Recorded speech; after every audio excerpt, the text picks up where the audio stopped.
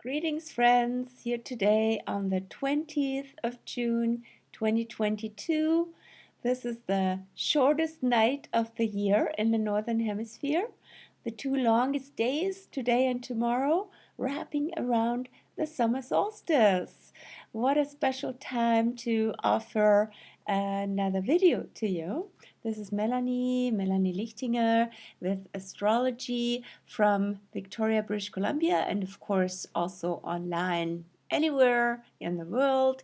I can be reached, and I offer astrology sessions, also workshops. You can find more out about these offerings down in the show notes, so to say, of that video.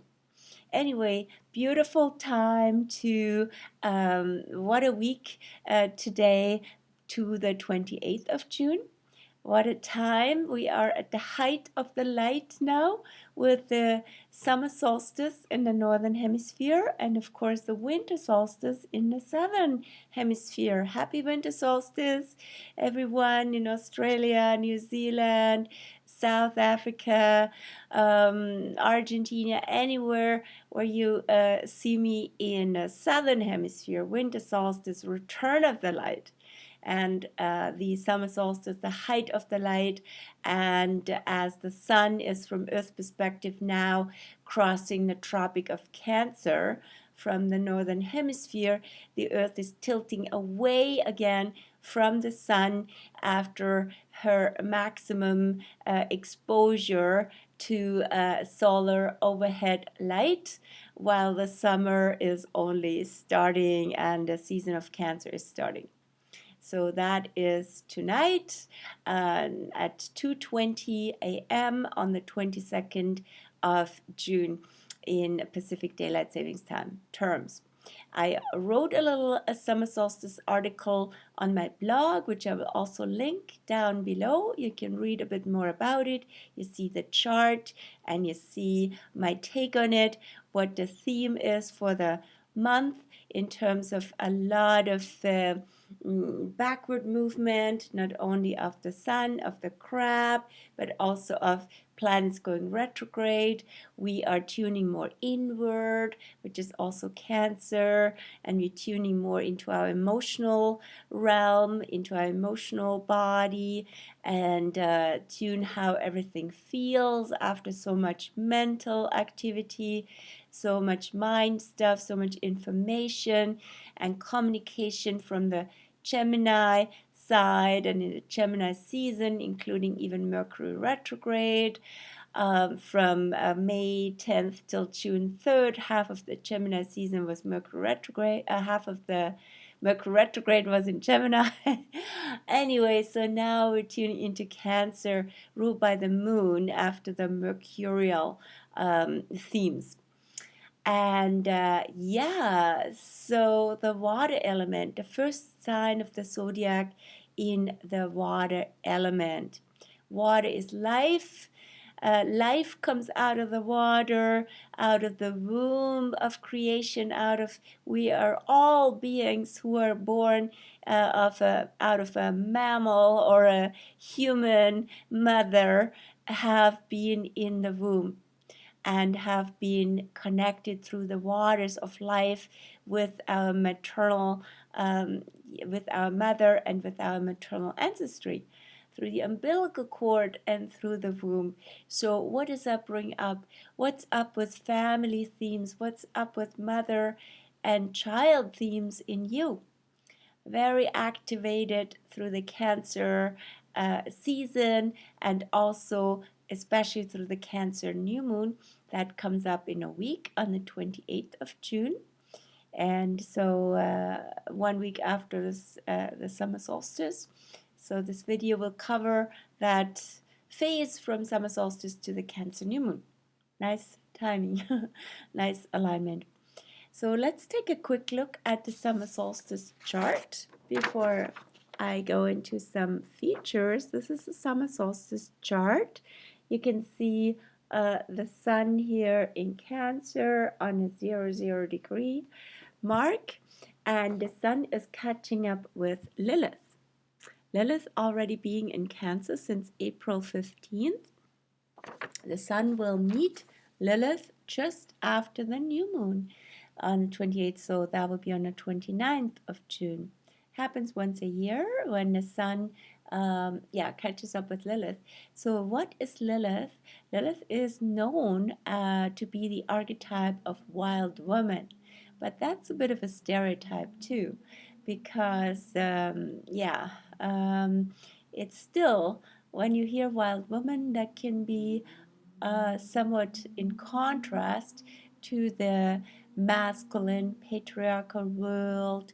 So it's still very much in the context of duality and of division. So I'd like to take it out of that and rather deeper into a place of your wild and unconditioned self that has always been there, that is still there, waiting to be discovered and uncovered. And from the Cancer coloring of the current Lilith, it has to do also with you being born before you were domesticated and conditioned by society and by your family. What's your unconditioned self? And in a way also your unconditional self. That has nothing to do with you fitting in somewhere, being associated with a certain tribe, but finding your home, your belonging, your heart within.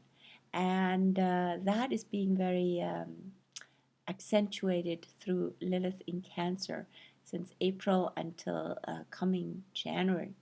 And the new moon on the 28th will activate Lilith and is very close to Lilith. I can show you that chart maybe next time. I mean, I have it here. I can show it to you now. Where is the new moon chart? Cancer new moon on the 28th. You can see the sun and the moon and Lilith all united here, right? So here it is. And so that is will be a real activation and starting point for Lilith. Maybe planting the seed for finding heart and home within, or in a context of really a emotional belonging that could be related to a land, could be related to a tribe, to people, where you can relax. You can be yourself. You don't have to put up your conditioned face that makes you acceptable. So little preview around that, a little tuning into that mode. So give yourself permission to explore that. Now, what does a summer solstice bring? Lots of newness, not just from this new season, Cancer, zodiac season and season of summer, but also the moon, the ruler of Cancer, has just entered Aries this evening. That's also all about newness, about freshness, about selfness, about being truly you and taking care of your authentic needs, showing up as you are and being present with yourself, being present and authentic, and just you without too much strategy. And so it's about tuning into your original needs and into your everything starts here, right? Everything is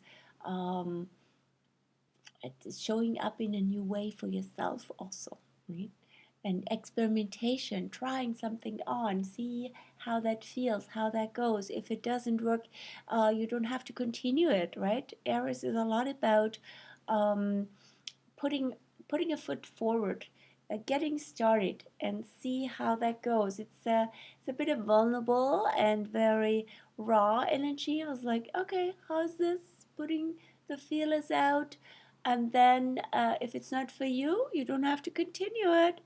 So there it is with the Aries moon, and the moon will catch up with Jupiter already in Aries tomorrow, and they will be in square, and even Chiron is close by, will be in square with the Cancer Sun and Cancer Lilith, and that becomes even more prominent for the new moon on the 28th.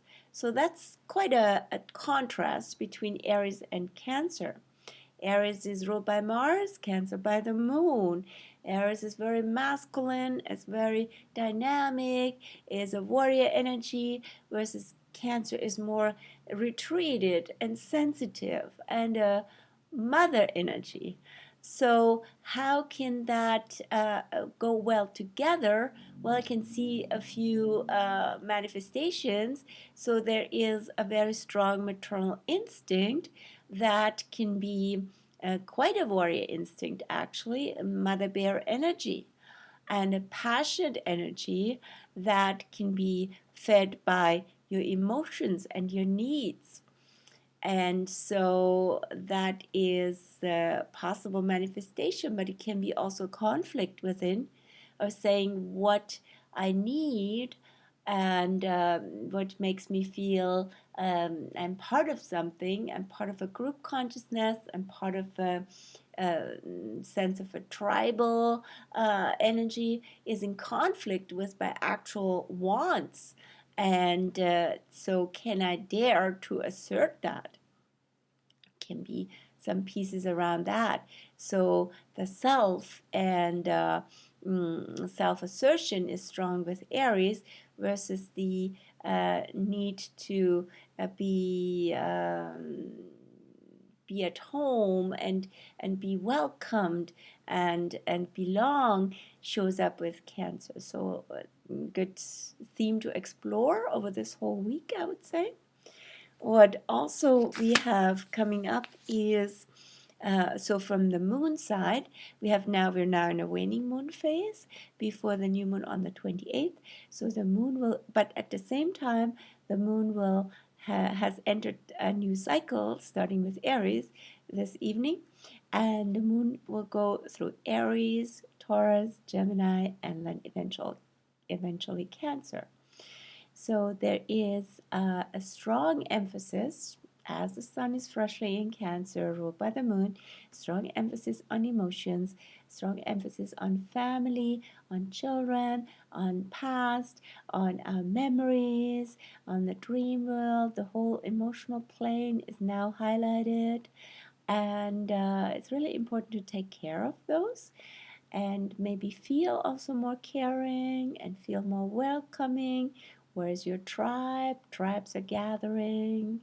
And at the same time, of course, you need to be true to yourself. That's the Aries side. And then we have a little shift going on the 22nd of June. That's when Venus leaves her domain of Taurus and goes into Gemini until July 17th. So Venus in Gemini brings also more lightness to the picture, and the air element still being strong through Venus, also through Saturn Aquarius, and that's about it. So Venus in Gemini adds lightness, adds element of flirtatiousness, I should say, to it all. And Venus in Gemini is takes themes of the heart, of love and attraction and the romantic field actually quite lightly. That's sweet, and that is good. And she can also attract us to learning and to reading, to exploration of the mind. And people can be really attracted to each other through being like-minded. And it's all the whole theme of being what's I haven't heard about that much recently, but the whole theme of twin souls and twin flames and twin lovers can come up a lot through Venus in Gemini. So be feeling like you found your magical twin, and that's not necessarily an easy thing, because there's also a lot of burning coming up in the flame concept. that I found a few people on the YouTube sphere have explored. So and Gemini is also an alchemist. It's not just about the twins and about the head and the hemispheres. It's also about alchemizing dualities. So that comes up with Venus in Gemini, alchemy of duality but not sameness. And Gemini explores lots of possibilities in the attraction and in the erotic realm. But hopefully not just staying in the mind and into intellect about it, and also taking things to a deeper level, which naturally comes once Venus goes into Cancer. And Venus in Gemini will be the main theme for Venus in Gemini will be the square with Neptune in Pisces. That's towards mid-July. I don't know the date right now off my head, but I'll also write about Venus in Gemini. So that will be another interesting tension. The German word, so Gemini likes language, Spannungsfeld, tension field between the attraction, the idea of attraction, the communicative, the mental plane that people really sometimes like a lot about each other, that can be very erotic in itself, and then the energetic field, the sense of connectedness beyond and without words, which with Pisces. How do you really feel what's going on in the energy field of the presence of the other? And what else is going on in the next while? I think that's pretty much the essence. Yeah, the other piece that's coming, speaking of Neptune, Neptune goes retrograde and is already in stationary U-turn mode pre-retro. Neptune goes retrograde on the 28th of June, which is the day of the new moon, and until December 3rd. So this is a interesting turnaround phase that we're now in that stationary Neptune mode for the rest of June and into early July, which can bring up lots of confusion, lots of Odyssean navigation. It was like, oh, I'm going in circles and spirals.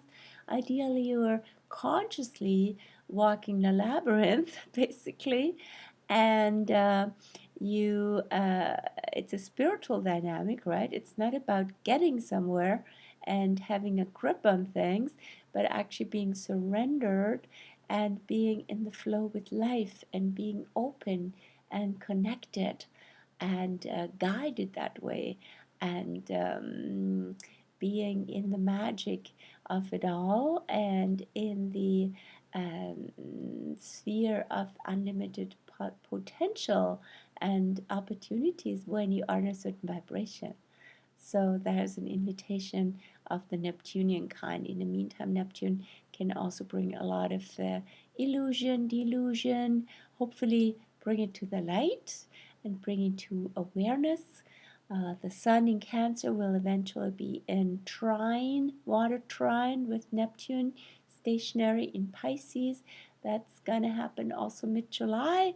I'll give you more heads up about the dates when I write my article for Neptune going retrograde. But this is all in the energy field at this point already. I leave it for now. I think this video would have been in my 20-minute range. Let me take a look. Yeah, 19 minutes today. And thank you for watching and tuning in. Happy summer solstice. Happy summer. And hopefully warming up so we can relax and enjoy the gifts of the season. All the best to you. Bye-bye.